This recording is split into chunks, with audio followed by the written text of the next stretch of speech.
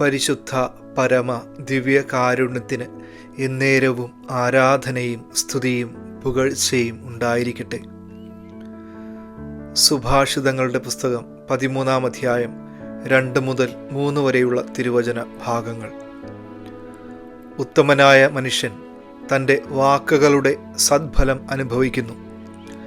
വഞ്ചകന്മാർ അക്രമമാണ് അഭിലഷിക്കുന്നത്. വാക്കുകളിൽ നിയന്ത്രണം പാലിക്കുന്നവൻ തൻ്റെ ജീവൻ സുരക്ഷിതമാക്കുന്നു. അധരങ്ങളെ നിയന്ത്രിക്കാത്തവൻ നാശമടയുന്നു. പല ബന്ധങ്ങളും തകരാനും സമാധാനം നഷ്ടപ്പെടുവാനും ഇടയാകുന്നത് വാക്കുകളിലെ നിയന്ത്രണം നഷ്ടപ്പെടുമ്പോഴാണ്. നമ്മൾ പറയുന്ന ഓരോ വാക്കിനും 2 തരത്തിലുള്ള ഫലങ്ങൾ പുറപ്പെടുവിക്കുവാൻ സാധിക്കും. നന്മയുടെ ഫലവും തിന്മയുടെ ഫലവും. ഇന്ന് ഈശോ നമ്മളെ ക്ഷണിക്കുന്നത് വാക്കുകളിലൂടെ സദ്ഫലം അനുഭവിക്കുവാനാണ്. അധരങ്ങളെ നിയന്ത്രിക്കുവാൻ സാധിക്കാതെ വരുമ്പോൾ അത് കുടുംബങ്ങളിലും വ്യക്തിജീവിതങ്ങളിലും വലിയ അസ്വസ്ഥതകൾ ഉളവാക്കും.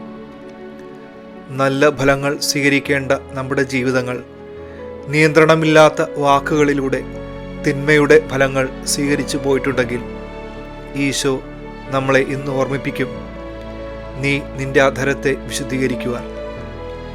ഈ തിരുവചനത്തിൻ്റെ അഭിഷേകം നമ്മുടെയും അധരങ്ങളെയും വാക്കുകളെയും അനുദിനം വിശുദ്ധീകരിക്കട്ടെ. നമ്മുടെ അധരങ്ങളിലും കർത്താവിൻ്റെ വചനം നിറയുമ്പോഴാണ് അവിടെ വിശുദ്ധീകരണം സംഭവിക്കുക.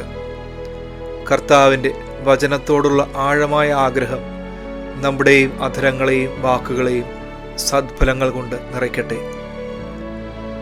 സർവശക്തനായ ദൈവം, പിതാവും പുത്രനും പരിശുദ്ധാത്മാവും നിങ്ങളെ സമൃദ്ധമായി അനുഗ്രഹിക്കട്ടെ.